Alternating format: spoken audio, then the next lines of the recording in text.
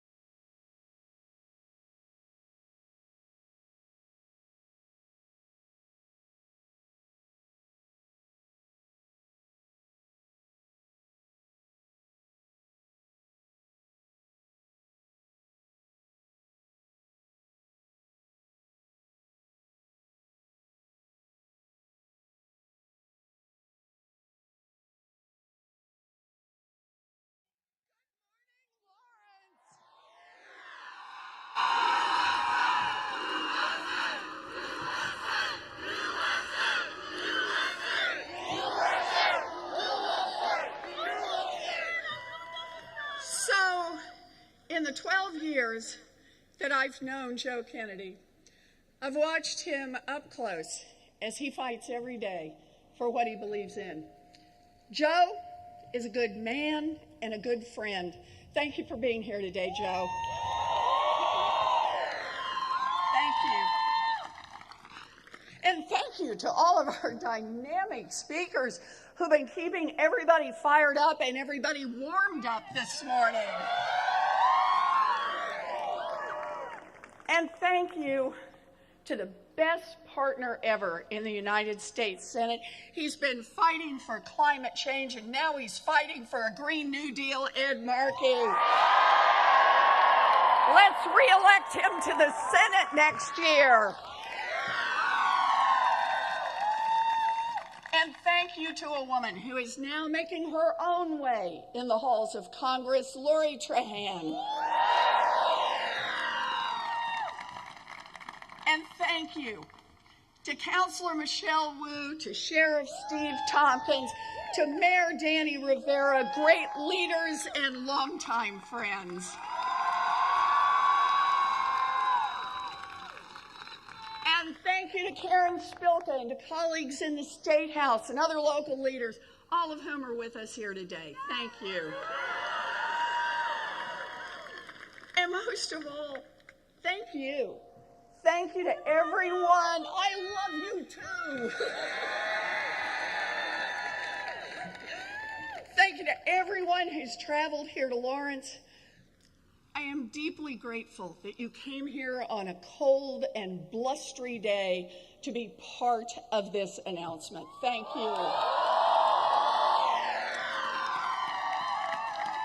Thank you. So, I want to tell you a story. A little over 100 years ago, textile mills in Lawrence, like the ones behind us today, employed tens of thousands of people. Immigrants flocked here, think about this, from more than 50 countries for a chance to work in these looms. Lawrence was one of the centers of American industry. Yeah, business was booming. The guys at the top were doing great. But workers made so little money that families were forced to crowd together in dangerous tenements, and many lived on beans and scraps of bread. Inside the mills, working conditions were horrible. Children were forced to operate dangerous equipment. Workers lost hands and arms and legs in the gears of machines. 1 out of every 3 adult mill workers died by the time they were 25. And then, on January 11th, 1912, a group of women who worked right here at the Everett Mill discovered that their bosses had cut their pay. And that was it. The women said, "Enough is enough."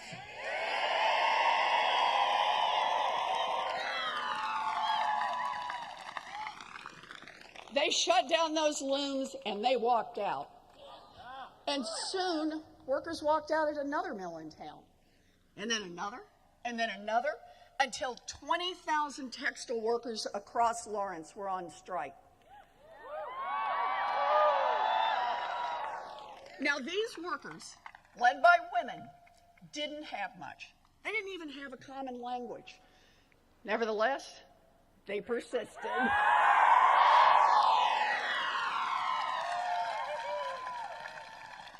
They organized, they embraced common goals, they translated the minutes of their meetings into 25 different languages, so that the English and Irish workers who'd been here for years and the Slavic and the Syrian workers who were new to America could all stand together.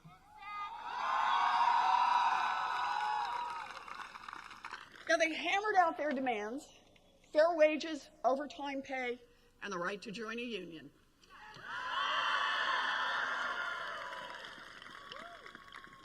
Big businesses at that time called those demands a threat to the very survival of America. And the bosses were determined to shut it down. They spread rumors and fear about the strikers. One factory owner even paid a guy to plant sticks of dynamite around town so that he could frame the workers as a violent mob. The mill owners also owned city government. And city government declared martial law and called in the militia. Some strikers died in violent clashes with the police. Understand, it was a hard fight. Families that were already going to bed hungry had to make do with even less. They were cold, they were under attack, but they stuck together and they won.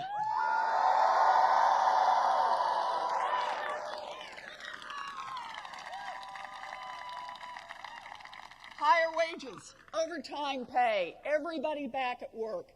And those workers did more than improve their own lives. They changed America. Within weeks, more than 250,000 textile workers throughout New England got raises. Within months, Massachusetts became the first state in the nation to pass a minimum wage law.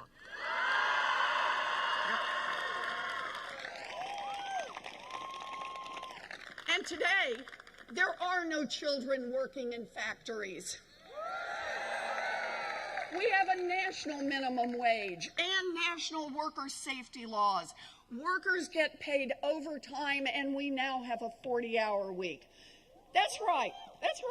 Because of the workers right here in Lawrence and all across the country, we have weekends.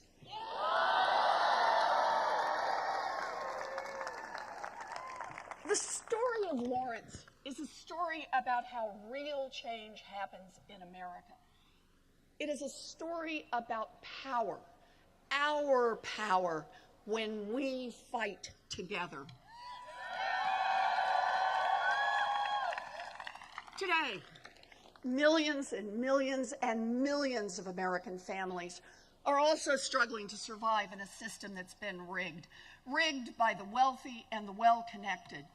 Hardworking people are up against a small group that holds far too much power, not just in our economy, but also in our democracy. Like the women of Lawrence, we are here to say enough is enough.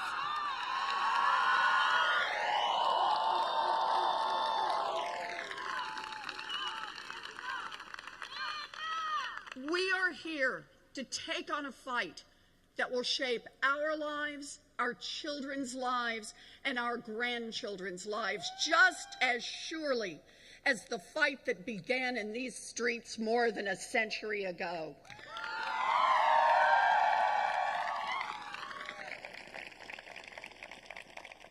Because the man in the White House is not the cause of what is broken.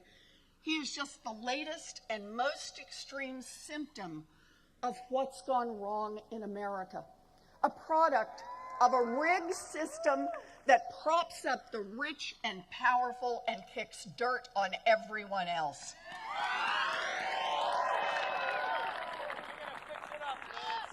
So once he's gone, we can't pretend that none of this ever happened. It won't be enough just to undo the terrible acts of this administration. We can't afford just to tinker around the edges, a tax credit here, a regulation there. Our fight is for big structural change.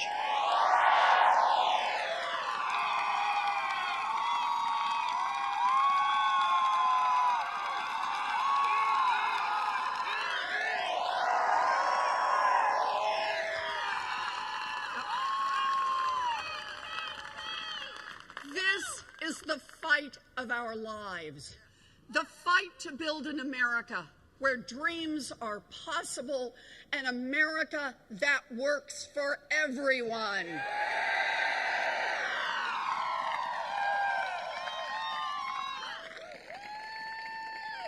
And that is why I stand here today to declare that I am a candidate for President of the United States of America.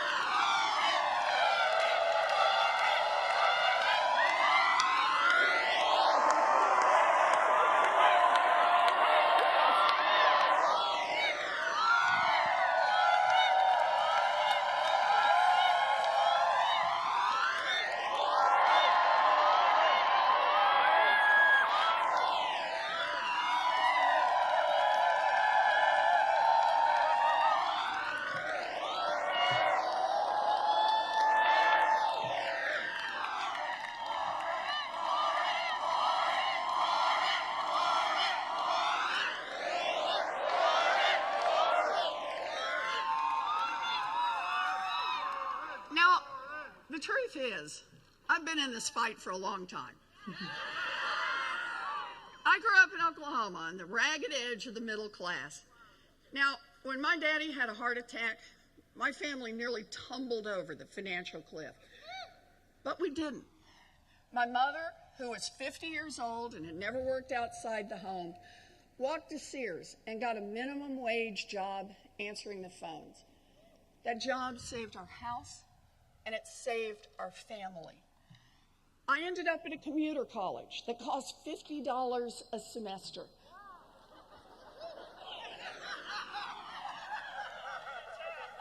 But think about it.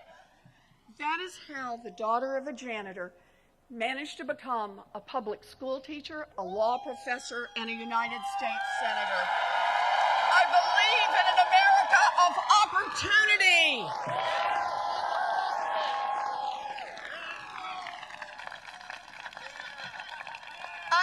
I've spent most of my life studying what happened to families like mine, families caught in the squeeze, families that go broke. And what I found was that year after year, the path to economic security had gotten tougher and rockier for working families, and even tougher and even rockier for people of color. I also found this wasn't an accident. It wasn't inevitable, no. Over the years, America's middle class has been deliberately hollowed out, and families of color have been systematically discriminated against and denied their chance to build some security. Now, it started very quietly. The richest and most powerful people in America, they were rich. I mean, really rich. But they wanted to be even richer, and they didn't care who got hurt. So every year, bit by bit, they lobbied Washington and paid off politicians to tilt the system just a little more in their direction. And year by year, bit by bit, more of the wealth and opportunity went to the people at the very top. And that is how today, in the richest country in the history of the world, tens of millions of people are struggling to get by. Since the early 1970s, adjusted for inflation, wages in America have barely budged. But the cost of housing has gone up nearly 2/3. The cost of college has nearly tripled. And 40% of Americans couldn't find $400 to cover an emergency. That is millions of hardworking people in this country whose lives would be turned upside down if the transmission fell out of the car or somebody got sick and missed a week at work. The middle class squeeze is real, and millions of families can barely breathe. It is not right.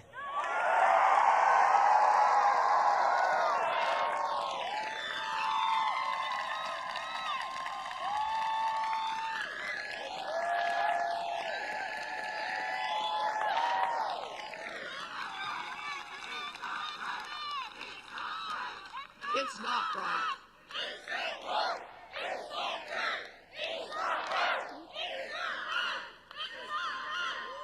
Now, this disaster has touched every community in America. And for communities of color that have stared down structural racism for generations, the disaster has hit even harder. Take home ownership. The number one way that middle-class families build wealth in our country. Back in 1960, it was legal to discriminate against families of color. And the gap between white homeownership and black homeownership rates was 27 percentage points. That's a lot. It is a lot. Over time, we changed the law to prohibit that kind of discrimination, and the gap began to close. But today, the home ownership gap between black and white families is 30 percentage points, bigger than it was back in 1960 when housing discrimination was actually legal. Race matters, and we need to say so.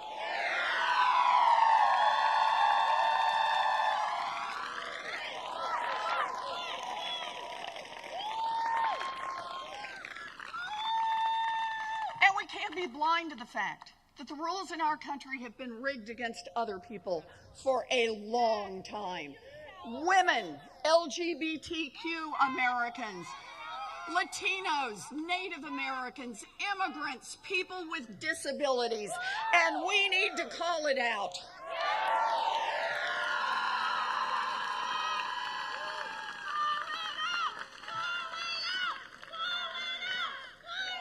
But over the course of a generation, the rules of our economy have gotten rigged so far in favor of the rich and powerful that everyone else is at risk of being left behind. Listen to this. In the 1940s, 90% of all kids were destined to do better than their parents. By the 1980s, the odds had slipped to 50-50. And now, we could be the first generation in American history where more kids do worse than their parents. And meanwhile, the rich and powerful seem to break the rules and pay no price. No matter what they do, they grow richer and more powerful. Bailouts for bankers that cheat, tax cuts for companies that scam, subsidies for corporations that pollute. That's what a rigged system looks like. Too little accountability for the rich, too little opportunity for everyone else.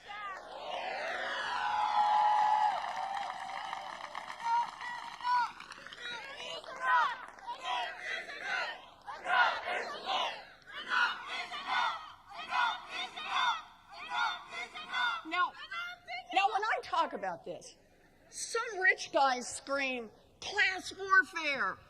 Well, let me tell you something. These same rich guys have been waging class warfare against hardworking people for decades.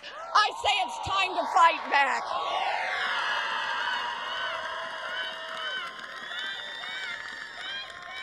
Yep. To protect their economic advantages, the rich and powerful have rigged our political systems as well. They bought off and bullied politicians in both parties to make sure that Washington is always on their side. Some of them have even tried to buy their way into public office.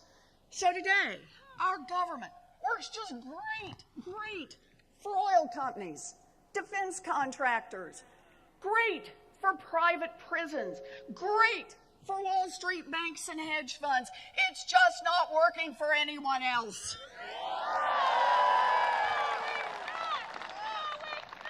And when it comes to climate change, our very existence is at stake. But Washington refuses to lift a finger without permission from the fossil fuel companies. That's dangerous and it's wrong.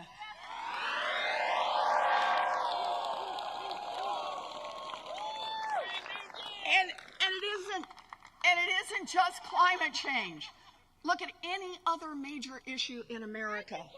Gun violence, student loan debt, the crushing cost of health care, mistreatment of our veterans, a broken criminal justice system, an immigration system that lacks common sense and under this administration lacks a conscience.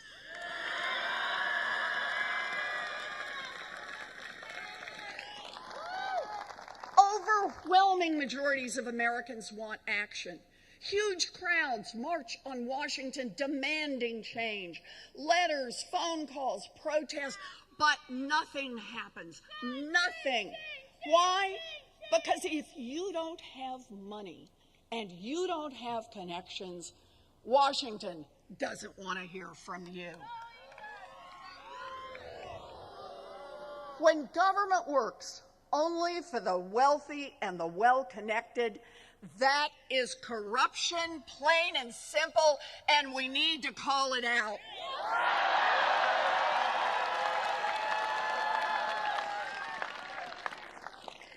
Corruption is a cancer on our democracy, and we will get rid of it only with strong medicine, with real structural reform. Our fight is to change the rules so that our government, our economy, and our democracy work for everyone. And I want to be crystal clear about exactly what I mean when I say that. First, we need to change the rules to clean up Washington and the corruption. Now, we all know the Trump administration is the most corrupt in living memory. But even after Trump is gone, it won't do just to do a better job of running a broken system. We need to take power in Washington away from the wealthy and well-connected and put it back in the hands of the people where it belongs.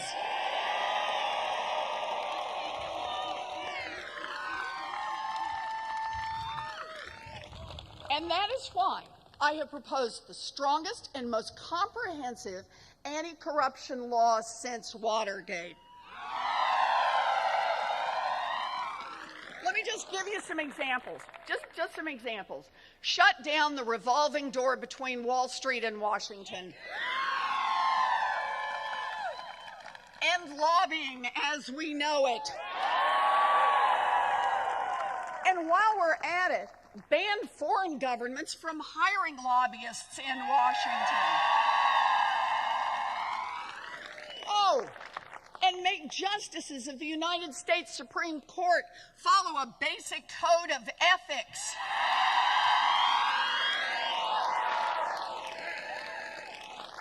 Ban members of Congress from trading stocks. How's that not already illegal? Oh, and just one more. Make every single candidate for federal office put their taxes online. I've done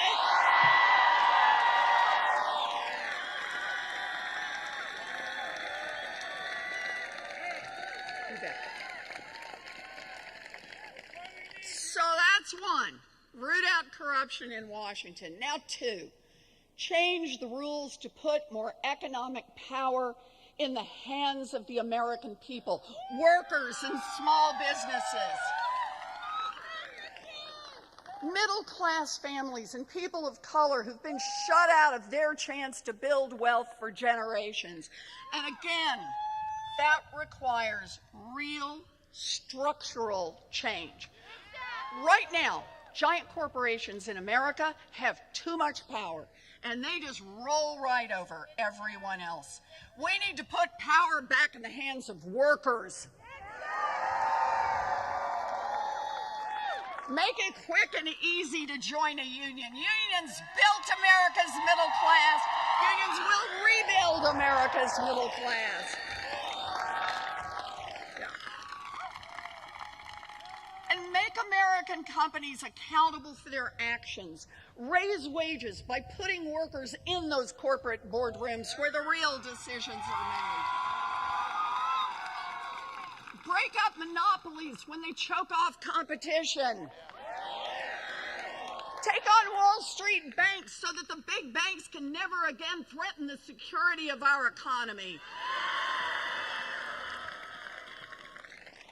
And when giant corporations and their leaders cheat their customers, stomp out their competitors, and rob their workers, let's prosecute them.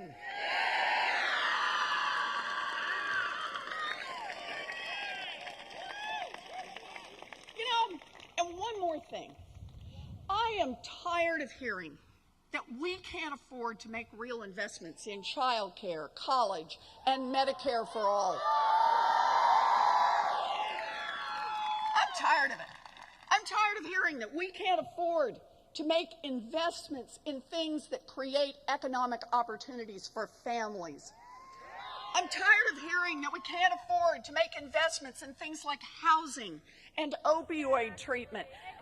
Can't afford to address things like rural neglect or the legacy of racial discrimination. I'm tired of hearing what we can't afford because it's just not true.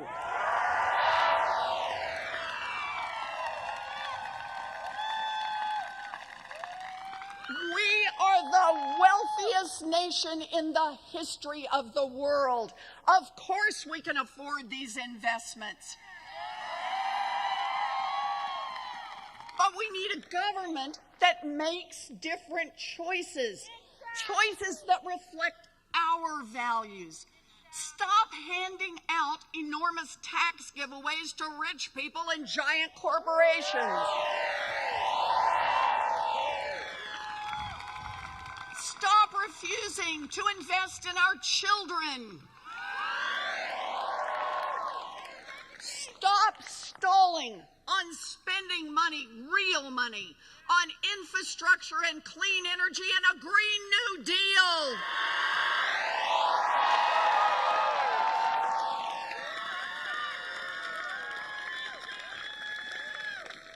And start asking the people who have gained the most from our country to pay their fair share.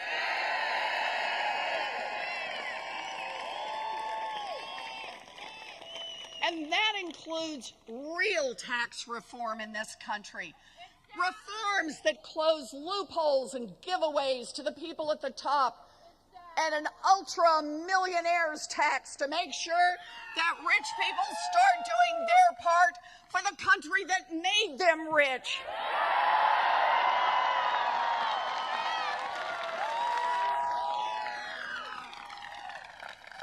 Okay, so that's one, clean up Washington. That's two, change the rules in our economy. And now three, change the rules to strengthen our democracy.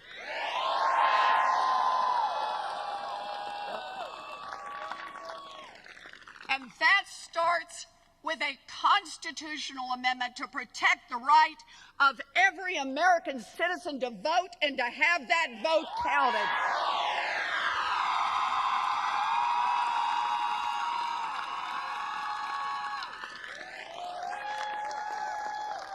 Oh, and that's just the beginning. Overturn every single voter suppression rule that racist politicians use to steal votes from people of color.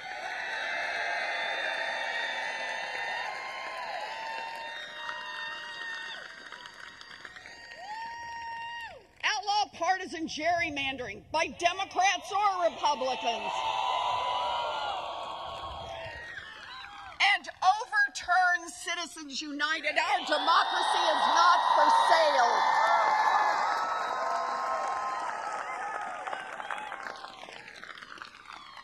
And by the way, if we truly believe that, then we also need to end the unwritten rule of politics that says that anyone who wants to run for office has to start by sucking up to a bunch of rich donors on Wall Street and powerful insiders in Washington.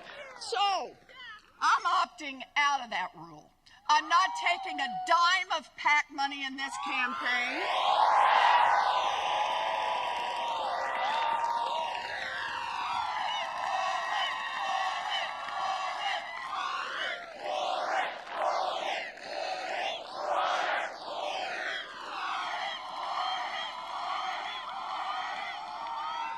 There's more. I'm not taking a single check from a federal lobbyist. I'm not taking applications from billionaires who want to run a super PAC on my behalf. And I challenge every other candidate who asks for your vote in this primary to say exactly the same thing.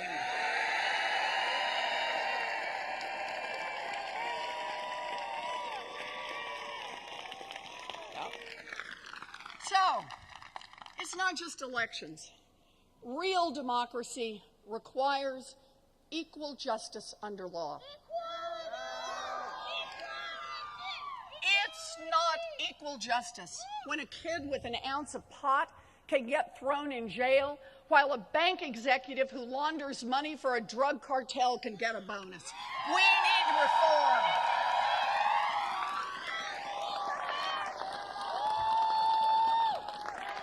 It's not equal justice when, for the exact same crimes, African Americans are more likely than whites to be arrested, more likely to be charged, more likely to be convicted, and more likely to be sentenced. Yes, we need criminal justice reform, and we need it now.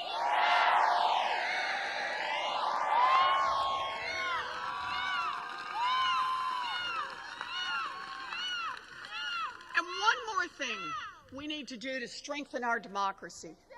We must not allow those with power to weaponize hatred and bigotry to divide us.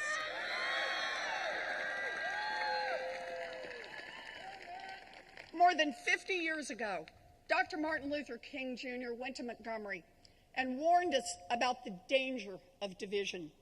He talked about how bigotry and race baiting are used to keep black Americans divided from white Americans so that rich Americans can keep picking all their pockets. That playbook has been around forever.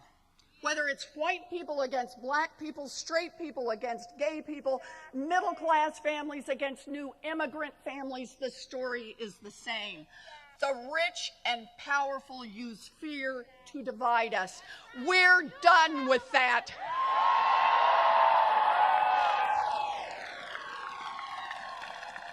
Bigotry has no place in the Oval Office.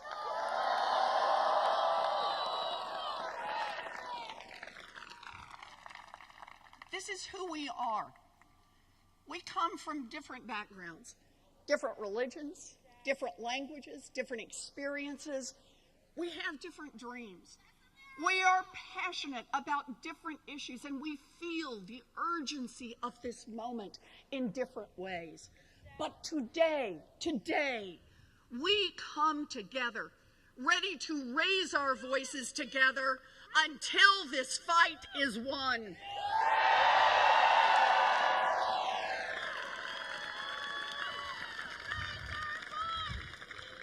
Our movement won't be divided by our differences. It will be united by the values we share.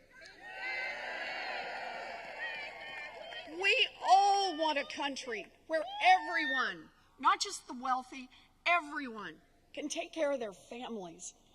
We all want a country where every American, not just the ones who hire armies of lobbyists and lawyers, everyone can participate in democracy. A country where every child can dream big and reach for real opportunity. And we are in the fight to build an America that works for everyone.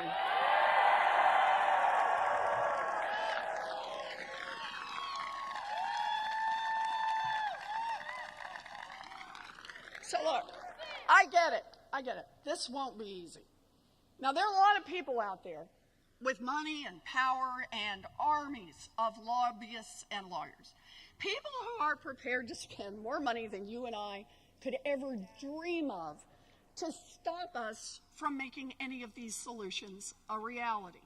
People who will say it's extreme or radical to demand an America where every family has some economic security and every kid has a real opportunity to succeed. And I say to them, get ready, because change is coming faster than you think.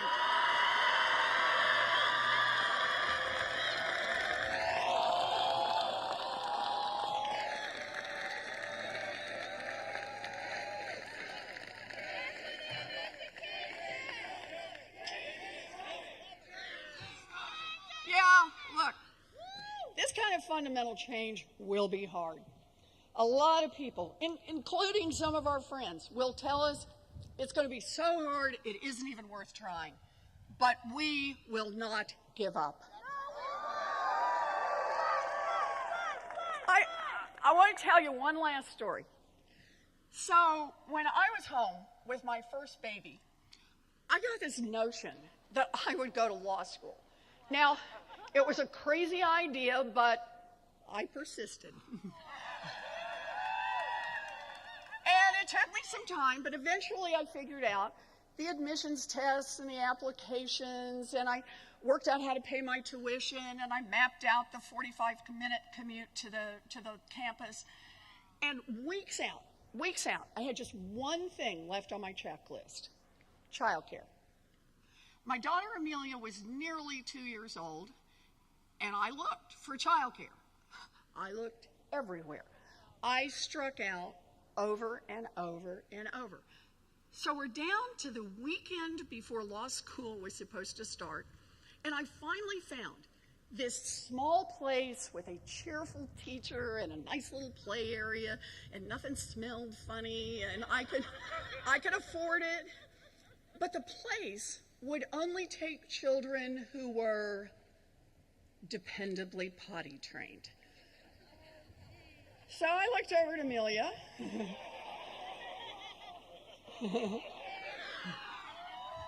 She was happily pulling toys off the shelf, her diaper barely covered by her pink stretchy pants.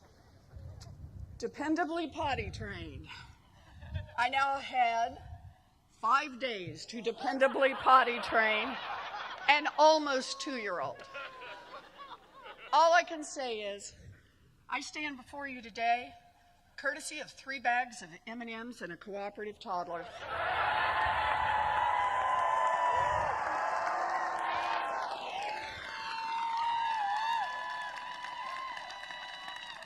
And since that day, I've never let anyone tell me that anything is too hard.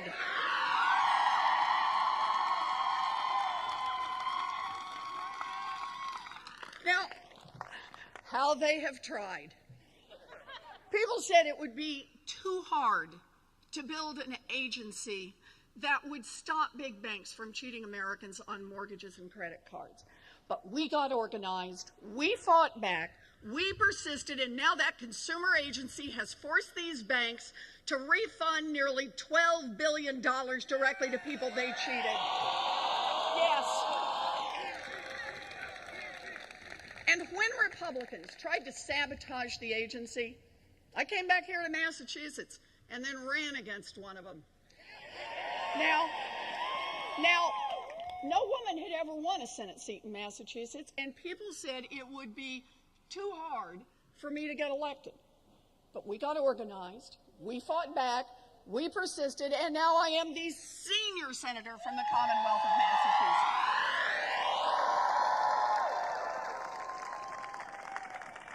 So no, I am not afraid of a fight, not even a hard fight. When the women of Everett Mill walked out from their machines and out into that cold January air all those years ago, they knew it wouldn't be easy. But they also knew what was at stake for themselves and their families. And they weren't going to let anyone tell them it was too hard.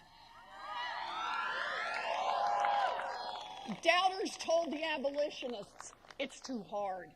Skeptics told the suffragettes, it's too hard. Cynics told the trust busters, it's too hard.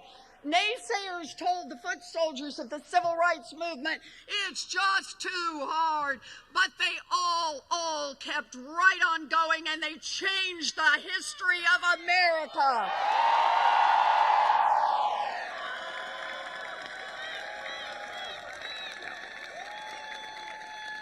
And sure, there'll be plenty of doubters and cowards and armchair critics this time around. But we learned a long time ago, you don't get what you don't fight for.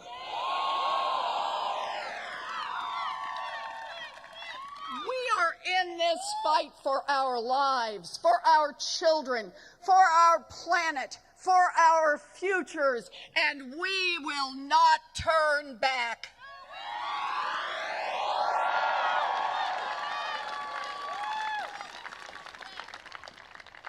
My daddy ended up as a janitor, but his little girl got the chance to be a public school teacher, a college professor, a United States senator, and a candidate for president of the United States.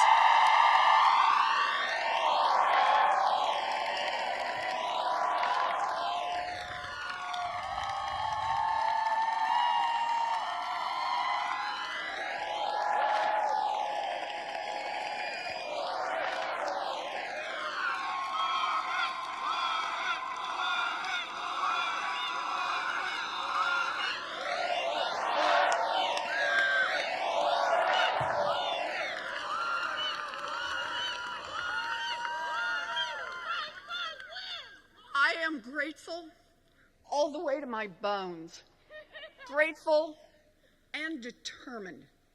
So here's the promise I make to you today. I will fight my heart out so that every kid in America can have the same opportunity I had, a fighting chance to build something real. I will never give up on you or on your children and their future. I am in this fight all the way.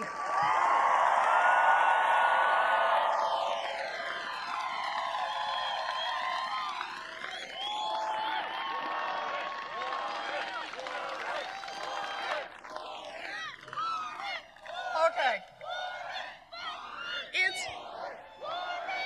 It's a long way to Election Day, but our fight starts here. And it starts with every one of you. It starts with your decision to get involved right now. So join us on ElizabethWarren.com. Help us organize, volunteer, pitch in $5. We need everyone in this fight. Everyone.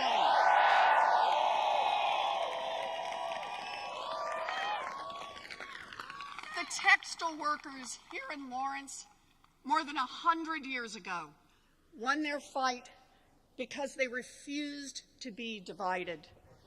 Today, we gather on those same streets, ready to stand united again.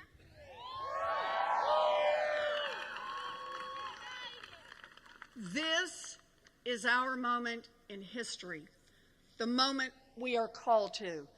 This is our moment to dream big, fight hard, and win. Thank you. Thank you.